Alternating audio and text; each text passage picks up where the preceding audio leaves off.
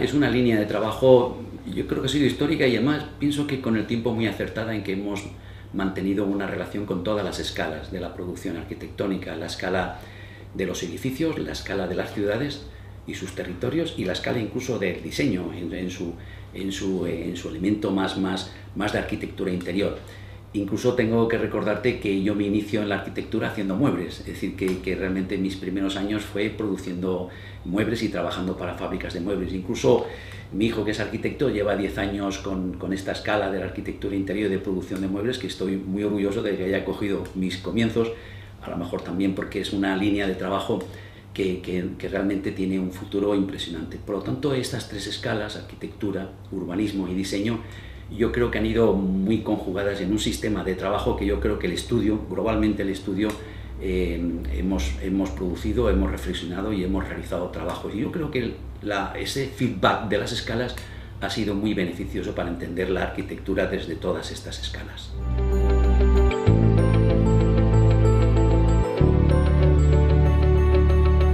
Creo que más que una crisis es un cambio de ciclo. Una crisis es cuando, por ejemplo, una crisis de pareja es cuando piensas volver con tu pareja. Esto es un divorcio total con lo anterior. Yo creo que esto es un cambio de ciclo profundo, pero no solamente en la arquitectura, sino en la economía y en otras muchas facetas de las vidas profesionales, de la ingeniería, de la medicina, etc. Y no digo de la aeronáutica, por ejemplo, ¿no?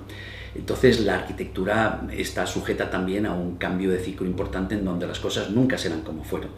Y en base a esa nueva situación es a la cual tenemos la necesidad de adaptarnos, porque si no, realmente este paro que sufrimos los arquitectos no saldremos de él si no nos convencemos de que lo que hacíamos antes hoy ya no lo podemos hacer. Los instrumentos de producción de antes no son los instrumentos de producción actuales y sobre todo, el cliente no es el mismo que el cliente de antes, ni el capital es el mismo que el capital de antes. Por lo tanto, yo creo que estamos ante un cambio de ciclo, con lo cual los cambios de ciclo son cambios de oportunidad, no son podríamos decir, yo creo que tiene lo positivo en que realmente tenemos un campo infinito de averiguar dónde están realmente las demandas, dónde están realmente los proyectos, y es ahí donde yo creo que los arquitectos tenemos que acudir, igual que acuden otras profesiones.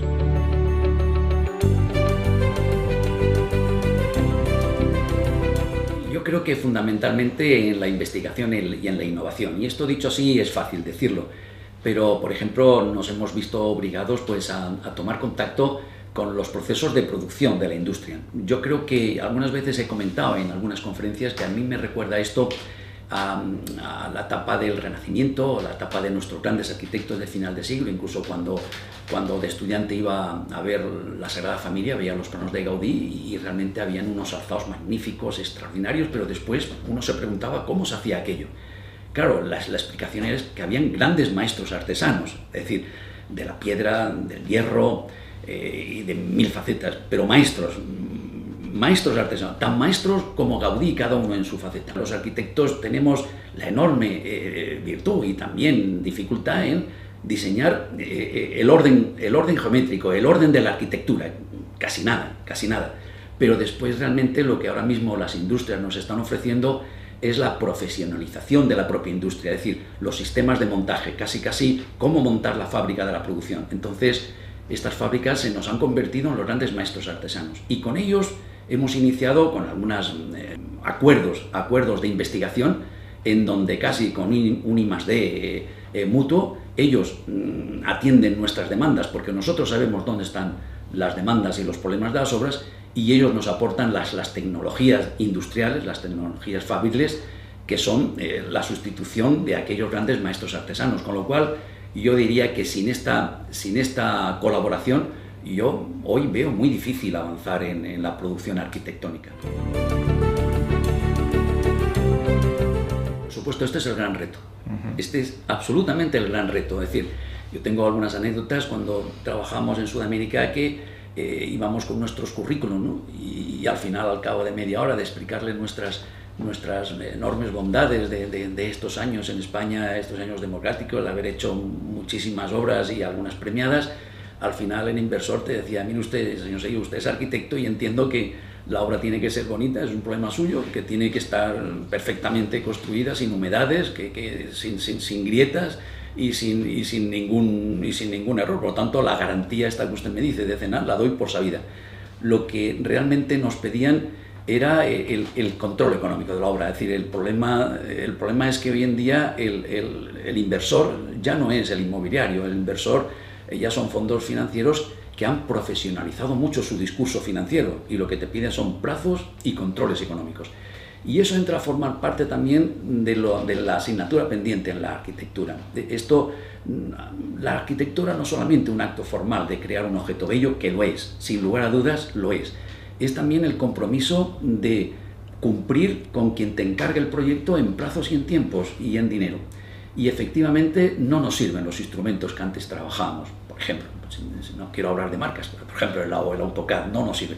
Incluso actualmente ya es algo bastante normal hablar del BIM, pero yo creo que estamos en la antesala de otros sistemas superiores, incluso al BIM, que se están metiendo en el mercado, que lo que nos posibilitan es controlar el proceso constructivo, controlar la obra desde sus comienzos hasta el final, desde la responsabilidad, no solo de la responsabilidad civil de CENAL, de que aquello esté de pie y se mantenga de pie y no tenga problemas, sino de la responsabilidad económica de quien te encarga el proyecto. Es decir, profesionalizar el proceso de construcción como una fábrica de coches, profesionaliza su producción de coches, o una fábrica de neveras.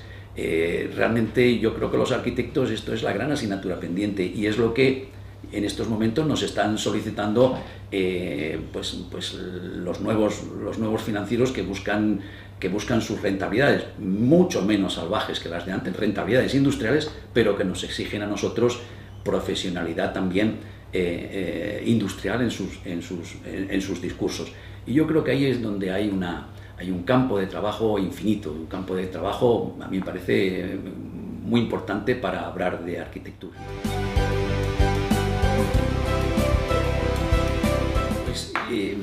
Más que promocionarnos como las revistas de arquitectura y tal, a nosotros nos ha interesado desde hace más de 30 y tantos años. Tenemos una editorial, una revista que se llama Geometría, es decir, que no es una cosa nueva, que nació con el interés de estar donde pensábamos que teníamos que estar, que eran en los circuitos de investigación, en los circuitos de escuelas, en los circuitos de publicaciones científicas.